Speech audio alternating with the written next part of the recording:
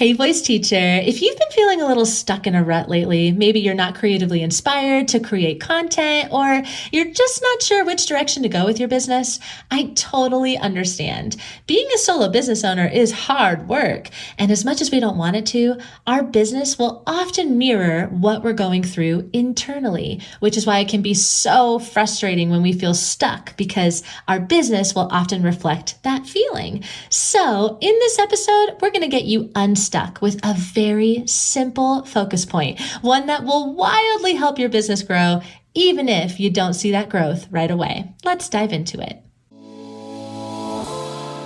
This podcast is for professional voice teachers to answer the question, how do I grow my teaching business and even break out of that one-on-one lesson model so that I can reach and teach who I want whenever I want.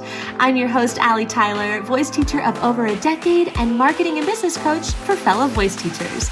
Welcome to the Voicepreneur Podcast. Hello, lovely voice teacher. Welcome back to another episode of the Voicepreneur Podcast. Thank you as always for being here. I am so grateful and appreciative to spend quality time with you. I really hope that this is quality time for you because, especially with this episode, I want to meet you where you're at like we're friends. I'm visualizing you just sitting here right next to me. We're having coffee with each other. Maybe it's on Zoom, maybe it's in person, because I have a lot of friends that I have coffee with on Zoom. Wherever we are sitting together, we are having a conversation, a vulnerable and totally real and honest conversation about being stuck, feeling stuck. It's not a fun feeling. I totally know what it feels like. And I just want to meet you where you are if you are feeling this way. What does it mean to feel stuck? Oh my gosh, it can mean so many things. It can mean that you feel like you don't have a clear direction, which is totally okay. Maybe you feel like you're just getting bored. You're like bored of what you're doing, but you don't really know what to do next. Maybe you are stuck in analysis paralysis. You have this idea, but it's just been like clawing at you and you can't get out of the analysis part and you actually physically like feel stuck. Or maybe not physically, but mentally you actually feel stuck because you are paralyzed by all the thoughts that you have about how to make it work. Or maybe you just have these limiting beliefs, these subconscious little beliefs that you probably aren't quite aware of that are actually stopping you from exploring your potential, from doing the brave thing, the thing that you've been talking about doing forever, but you haven't done. This is kind of that feeling of feeling stuck. And what happens when we feel stuck? It sucks. We feel like we can't get creatively inspired. We feel like we don't know what to say. We feel like we're doing things because we have to, not because we want to. We feel like we have this time value imbalance where you kind of end up spending more time on things that are not necessarily what you want to be spending your time on in life. You know the feeling. It's not a fun feeling when you are stuck. The good thing about stuck energy is that's really all it is. It's stuck energy. And well, what this actually means, it's not really stuck energy. Of course, energy is always moving, but I kind of like thinking about it as, the temperature or the frequency or even just how fast that actual energy is moving.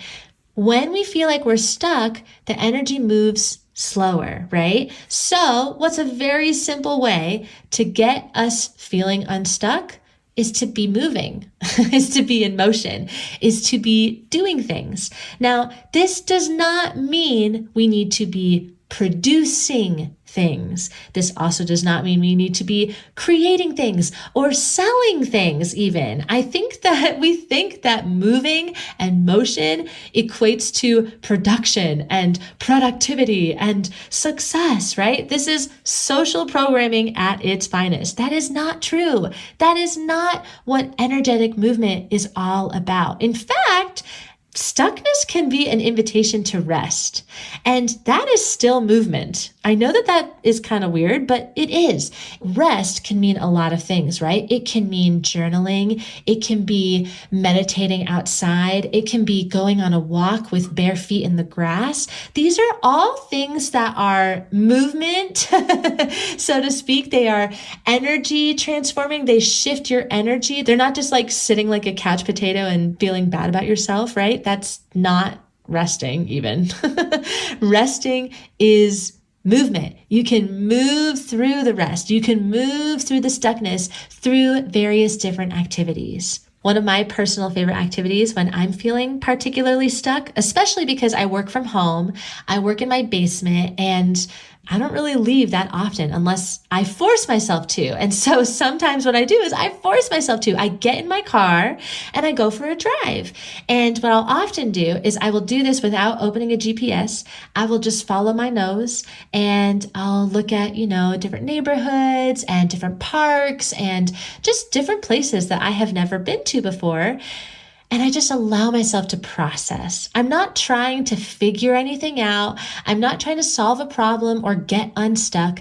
I'm just processing. I'm just driving. I'm just letting myself think and literally wander wherever my intuitive feeling wants to go, which has led me to really awesome places, which I could totally talk about in a different episode. But nonetheless, that is just one way that you can move through your stuckness.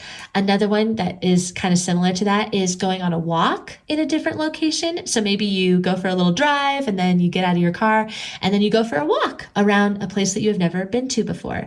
And this is really cool because something about traveling and going to a new location, that immediately is going to shift your energy and it helps you become more present. Have you noticed that when you travel and you go to a place you've never been to before, you are totally in the present moment. You are like completely mindful. You are just living the experience, the smells, the taste, the sights, the colors, the feeling, right? That's what's so cool about traveling. It's like presence practice. So you can do that so simply by just going to a different location and just exploring, right? Really great way to get unstuck. Another way that you can get unstuck is to learn something completely new. So that also helps move energy, but in a different way. So, maybe if you're stuck on, let's say, a creative project that has to do with your business, well, then let's just put the business aside for a second and go do a creative project that has to do with your hands. I don't know, like sculpting, or maybe you do glass blowing, or maybe you decide you want to get into jewelry making. I have no idea. I'm just making things up. Those actually all sound really cool, but it's still harnessing that energy just in a different place, learning something totally new.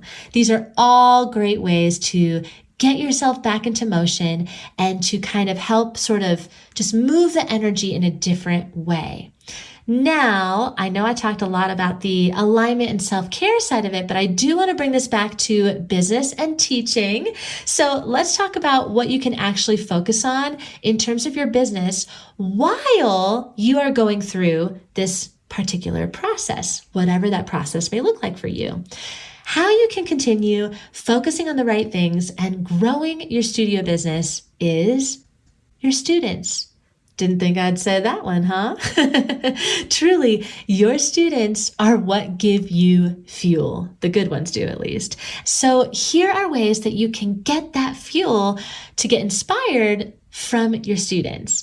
The first thing that I would recommend is to grab a notebook and journal after your lessons with your students. This is such an eye-opening experience, and you're going to learn so much about yourself, your teaching style, what you're passionate about, your niche, what you stand for, and who knows, maybe that will help you feel creatively inspired with paid offers and content and such, right? All of the things that go into your online business. So journaling is just such a great way to, again, connect with yourself, to move that energy around, and specifically journaling about your voice lessons is really extra special.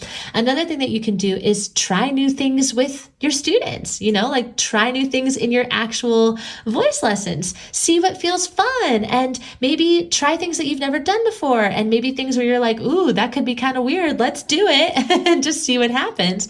I feel like a lot of magic can happen from just doing things differently in your voice lessons. You can get really inspired. And if you can't think of anything new to do, maybe ask them. Your students are pretty creative people. Maybe you involve them in that creative process and see if they can think of new ways to kind of add some spice into your lessons with them. Another thing that you can do is be hyper observant of the questions that they are asking you. So if they are asking you things over and over and over again, this is something you want to tune into, because this is going to help influence, how you teach and the types of offers that you might offer and the type of content that you might post and all kinds of things. Your students and the things that they ask you, man, they can really get the ball rolling when it comes to getting creatively inspired. And the last kind of thing to think about when it comes to your students is to really tune in to which clients fill you up and why. Like, truly think about this. Why are particular students, because you know who they are, there are some students that just fill your soul up. Why do they fill your soul up? What did they do? What did you teach? What happened in the voice lesson? What did they teach you? That can often be a reason for getting your soul filled up, right? Is that your students are teaching you things. So that's another thing that you can focus on when you are focusing on your students. Being a business owner and building and scaling your business is not just about strategy. This is really about tapping into your creativity. You need inspiration to be a good teacher, and you need inspiration to create content. You need inspiration to build a method, to create your niche, to create your offers. And inspiration comes from other places. It comes from people. It comes from people that you are helping and you are serving and you are guiding. And in these moments, you are going to feel like you're in your zone of genius. That's what it's all about. You being in your zone of genius, being the teacher that you already are.